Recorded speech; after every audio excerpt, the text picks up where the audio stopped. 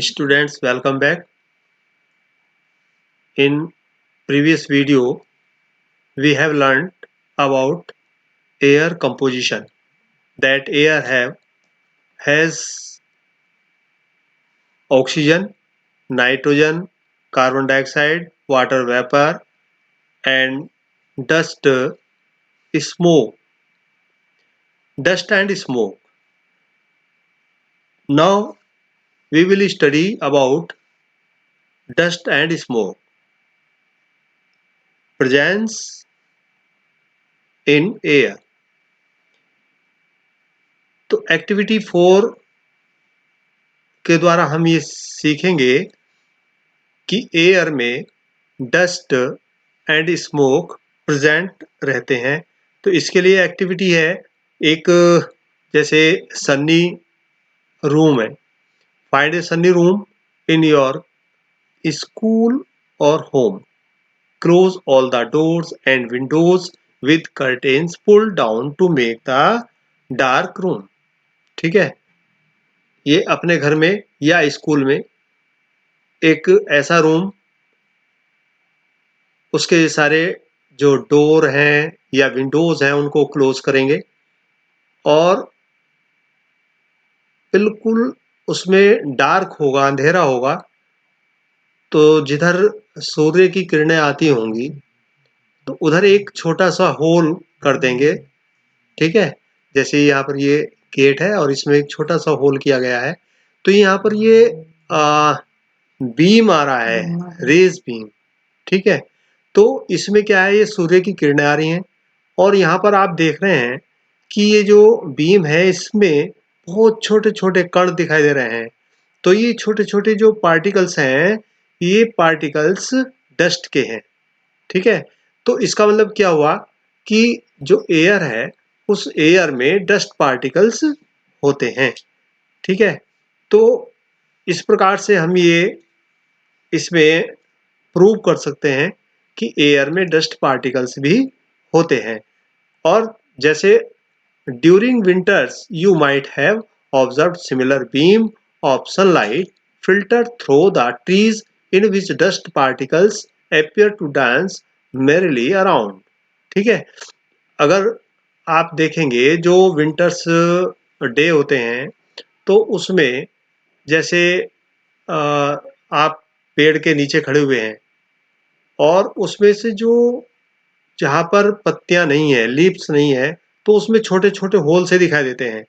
ठीक है, तो उस होल के बीच से आप क्या देखते हैं, उसमें भी छोटे छोटे ये जो बीम होते हैं, सनलाइट, बीम ऑफ सनलाइट, तो उसमें से पत्तियों के बीच में से वो बीम ऑफ सनलाइट दिखाई देता है और छनते हुए उसमें से वो पार्टिकल्स दिखाई देते हैं। ठीक है, घूमते हुए, डांस करते हुए। तो इस प्रकार से हम इससे भी ये सिद्ध कर सकते हैं कि एयर में डस्ट पार्टिकल्स भी होते हैं। और दूसरी बात यह है, this shows that air also contains dust particles. The presence of dust particles in air varies from time to time and place to place। और ये डस्ट पार्टिकल्स की जो उपस्थिति है एयर में, ये समय समय पर चेंज होती रहती है और जगह से जगह, मतलब प्लेस टू प्लेस, एक प्लेस पर ज़्यादा हो सकती है डस्ट पार्टिकल्स, दूसरी जगह पर कम हो सकते हैं। तो इस प्रकार से जो डस्ट पार्टिकल्स हैं वो समय समय पर और प्लेस प्लेस पर चेंज होते रहते हैं। तो we inhale air when we breathe through our nostrils, fine air enters, fine hair and mucus are present inside the nose too। जो हमारी नोज है, जब हम ब्रेथ करते हैं, श्वास लेते हैं, तो हमारे नोस्ट्रिल्स जो होते हैं उनमें हेयर होते हैं छोटे छोटे, और जो हेयर होते हैं उनके बीच में एक म्यूकस होता है, चिपचिपा पदार्थ। तो उससे क्या फायदा होता है, ये चिपचिपा पदार्थ और जो हेयर होते हैं, तो डस्ट पार्टिकल्स को हमारे जो रेस्पिरेटरी सिस्टम है, मतलब लंग्स हैं, उसमें आने से रोकते हैं, ठीक है। जो डस्ट पार्टिकल्स हैं उसको ये बाल और म्यूकस रेस्पिरेटरी सिस्टम में आने से रोकते हैं, ठीक है। तो do you recall being scolded by your parents when you breathe through your mouth? If you do that harmful dust particles में एंटर योर बॉडी। आपने कभी ये भी देखा होगा, आपके जो पेरेंट्स हैं उन्होंने आपको इस बात पर डांटा भी होगा कि आप मुंह से श्वास ना लें, ठीक है। कभी कभी कुछ जो है मुंह से सांस लेते हैं तो ये हानिकारक होता है। क्यों? क्योंकि जो डस्ट पार्टिकल्स हैं वो सीधे हमारे रेस्पिरेटरी सिस्टम में चले जाते हैं, ठीक है। जो रेस्पिरेटरी ऑर्गन्स होते हैं तो उसमें चले जाते हैं और ये फिर हमारे लिए हार्मफुल होते हैं।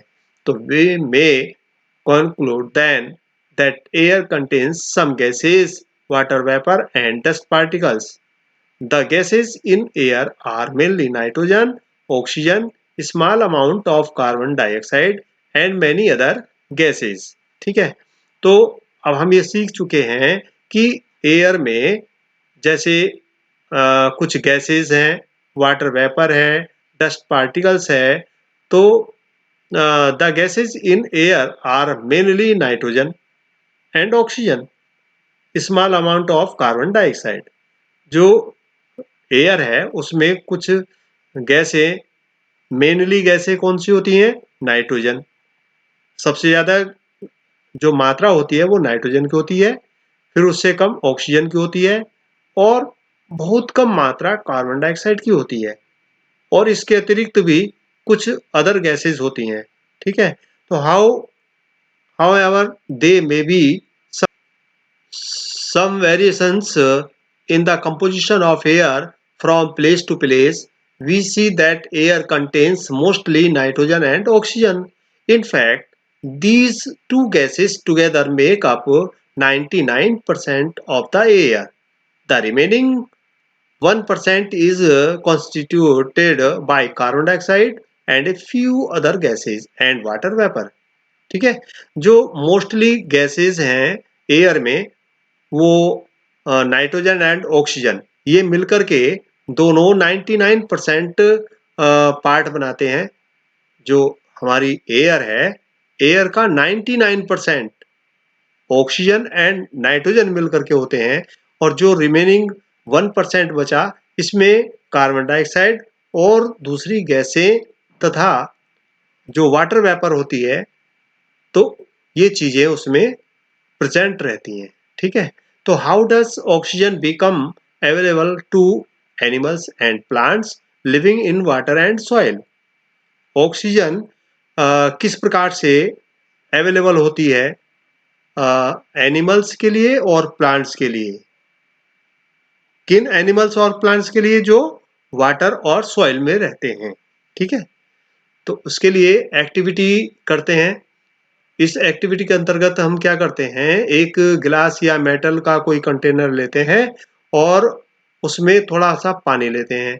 इसको धीरे धीरे क्या करते हैं, गर्म करते हैं। तो गर्म करने पर हम देखते हैं जो हमारा ये पॉट है, इस पॉट के या जो कंटेनर लिया था हमने, जब इसको धीरे धीरे गर्म करते हैं तो इसकी जो ये इनर सरफेस है कंटेनर की, तो इसमें बबल्स दिखाई दे रहे हैं ये, ठीक है। ये बुलबुले दिखाई दे रहे हैं। तो ये बुलबुले क्या के हैं? ये बुलबुले एयर के हैं। इसका मतलब ये हुआ कि इस एयर में जो है क्या होती है? एयर होती है। वाटर में एयर होती है और जो ये बबल्स होते हैं ये एयर के ही होते हैं। तो these bubbles come from the air, है ना। और ये पानी में घुली रहती है। मतलब जो एयर है ये पानी में घुली होती है और जब इसको गर्म करते हैं तो ये क्या होती है, उसमें से जो डिजॉल्व है वाटर के अंदर से वो अपना स्थान छोड़ करके बाहर निकल आते हैं। तो as you continue heating the water itself turns into water vapor and finally begins to boil.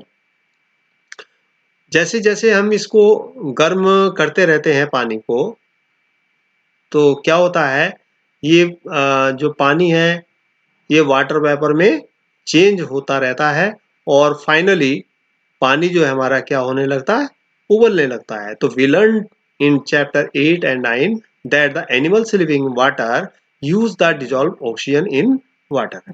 ठीक है, इस प्रकार से जो पानी के अंदर एनिमल्स रहते हैं या प्लांट्स रहते हैं, तो वो पानी में घुली हुई ऑक्सीजन के द्वारा जीवित रहते हैं। ठीक है, उसी से श्वसन क्रिया करते हैं। The organisms that live in soil also need oxygen to respire. इसी प्रकार से जो एनिमल्स सॉइल के अंदर रहते हैं, तो उनको भी श्वसन के लिए ऑक्सीजन की आवश्यकता होती है। तो वो ऑक्सीजन किस प्रकार से ग्रहण करते हैं? मिट्टी में क्या ऑक्सीजन होती है? तो इसके लिए भी एक एक्टिविटी है।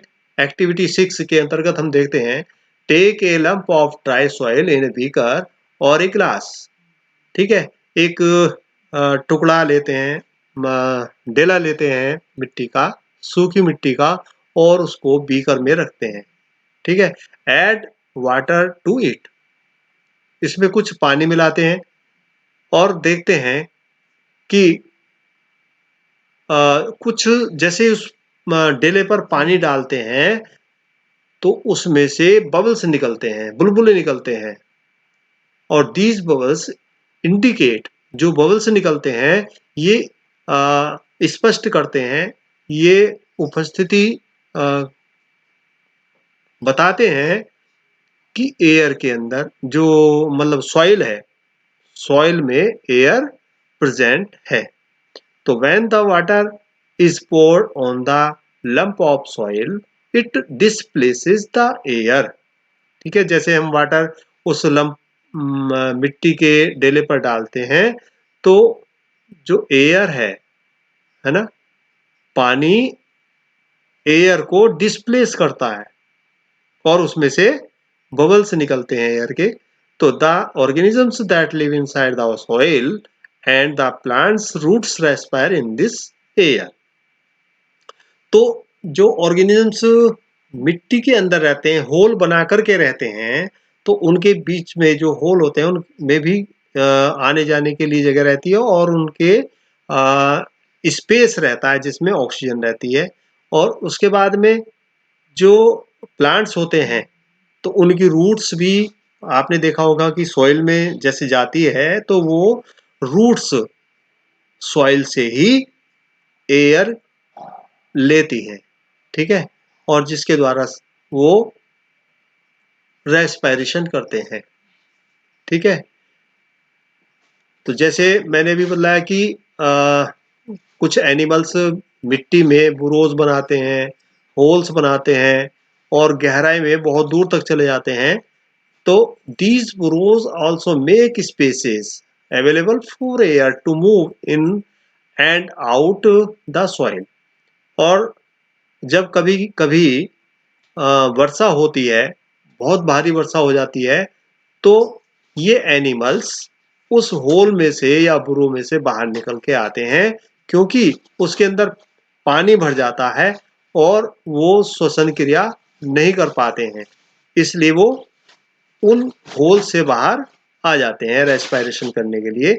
और उस समय आपने देखा होगा बरसात के मौसम में जब वर्षा होती है बहुत तेज, तो अर्थवॉर्म्स भी उस सॉइल से बाहर आ जाते हैं ओनली ड्यूरिंग हैवी रेन्स। ठीक है, जब केवल बहुत भारी वर्षा होती है उसी समय।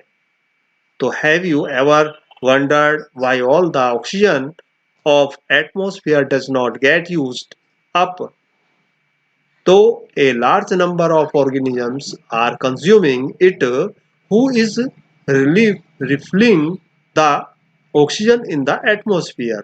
ठीक है, आपको आश्चर्य होगा जब ये ऑक्सीजन वातावरण में हमारे मतलब जो है बहुत सारे ऑर्गेनिजम्स के द्वारा कंज्यूम कर ली जाती है, उपयोग में लाई जाती है, तो क्या होता है, ऑक्सीजन जो हमारा एटमॉस्फेयर है उसमें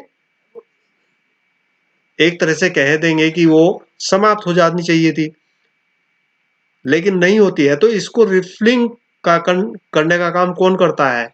मतलब जो एटमॉस्फेयर में ऑक्सीजन हमें मिलती रहती है कंटिन्यू, तो ये किस कारण से मिलती है? इसका कारण क्या है? इसका कारण है प्लांट्स। ठीक है, तो how is the oxygen in the atmosphere replaced? Atmosphere में ऑक्सीजन का रिप्लेस्ड कैसे होता है? तो जैसे हम चैप्टर 7 में पढ़ चुके हैं, we read about photosynthesis. Photosynthesis की प्रोसेस में क्या होता है कि प्लांट्स अपना फूड बनाते हैं और उसमें ऑक्सीजन प्रोड्यूस्ड होती है, ऑक्सीजन बनती है, और वो क्या करते हैं? कार्बन डाइऑक्साइड को ग्रहण करते हैं और ऑक्सीजन बनाते हैं। इस कारण से एटमॉस्फेयर में ऑक्सीजन का और कार्बन डाइऑक्साइड का एक तरह से कहते हैं कि बैलेंस बना रहता है। ठीक है, but they produce more of it than they consume. आपने ये भी सीखा होगा कि रेस्पिरेशन में प्लांट्स और एनिमल्स दोनों ही ऑक्सीजन ग्रहण करते हैं। ठीक है, लेकिन प्लांट्स की बात यह है, जितना वो ऑक्सीजन ग्रहण करते हैं रेस्पिरेशन में, उससे कहीं बहुत अधिक मात्रा में वो ऑक्सीजन पैदा करते हैं, ऑक्सीजन प्रदान करते हैं। ठीक है, तो इस प्रकार से it is obvious that animals can not live without plants. इस प्रकार से हम समझ गए होंगे कि एनिमल्स बिना पौधों के, पेड़ पौधों के जीवित नहीं रह सकते। तो the balance of oxygen, oxygen और कार्बन डाइऑक्साइड का जो बैलेंस है ना वातावरण में, तो ये respiration in plants and animals and by the photosynthesis in plants, इसके द्वारा बैलेंस बना रहता है। प्लांट्स और एनिमल्स में रेस्पिरेशन और प्लांट्स में फोटोसिंथेसिस, इसके द्वारा ये क्या होता है? ऑक्सीजन का वातावरण में बैलेंस बना रहता है। This shows the inter dependence of plants and animals. ये शो करता है कि प्लांट्स और एनिमल्स एक दूसरे पर निर्भर हैं। ठीक है, तो we can now appreciate how important air is for life on earth। अब हम ये बता सकते हैं, सीख चुके हैं कि जो एयर है वो पृथ्वी पर जीवन के लिए कितनी महत्वपूर्ण है। Are there any other uses of air? क्या इसके अलावा और हवा के और कुछ उपयोग हैं? तो have you heard about a wind mill? आपने इस प्रकार से विंड मिल को भी देखा होगा। तो विंड मिल के द्वारा मतलब इस हवा के द्वारा ही, एयर के द्वारा ये विंड मिल रोटेट करते हैं और इसके द्वारा बहुत सारे काम होते हैं। ठीक है, तो wind makes the windmill rotate और the windmill is use to draw water from tubewells, है ना, and to run flour mills. इन विंड मिल्स के द्वारा जो ट्यूबवेल्स होते हैं उनसे पानी खींचने का काम इनके द्वारा किया जाता है और इनके द्वारा ही फ्लोर मिल्स जो है, आटा चक्की, ये भी चलाई जाती हैं। तो wind mills are also use to generate electricity. Wind mills के द्वारा इलेक्ट्रिसिटी भी तैयार की जाती है, मतलब विद्युत भी तैयार की जाती है। Air helps in the movements of sailing yards, gliders, parachutes and aeroplanes. ठीक है, एयर के द्वारा ही जो नाविक हैं वो नाव खेते हैं, ग्लाइडर्स और पैरासूट्स और एरोप्लेन भी इसकी सहायता से मतलब इनको चलाने में सहायक होते हैं। बर्ड्स मतलब पक्षी जो होते हैं, कह सकते हैं जैसे बैट्स मतलब चमगादड़, और इंसेक्ट्स कीट can fly due to the presence of air. ये भी एयर की प्रेजेंस के कारण से ही उड़ सकते हैं। तो air also helps in the dispersal of seeds and pollen of flowers of several plants. Air plays an important role in water cycle. तो जो एयर है ये बीजों के डिस्पर्सल में मतलब प्रकीर्णन में और जो पोलेन होते हैं परागकण होते हैं तो इनके पॉलिनेशन में भी मतलब परागण में भी ये जो एयर है ये सहायक होती है। Air plays an important role in water cycle. एयर का एक महत्वपूर्ण जो रोल है वो वाटर साइकिल में भी है। जो जल चक्र होता है, जल चक्र को मेंटेन करने में भी एयर का महत्वपूर्ण रोल होता है। इस प्रकार से ये एयर अराउंड अस चैप्टर हमारा फिनिश होता है। Thank you.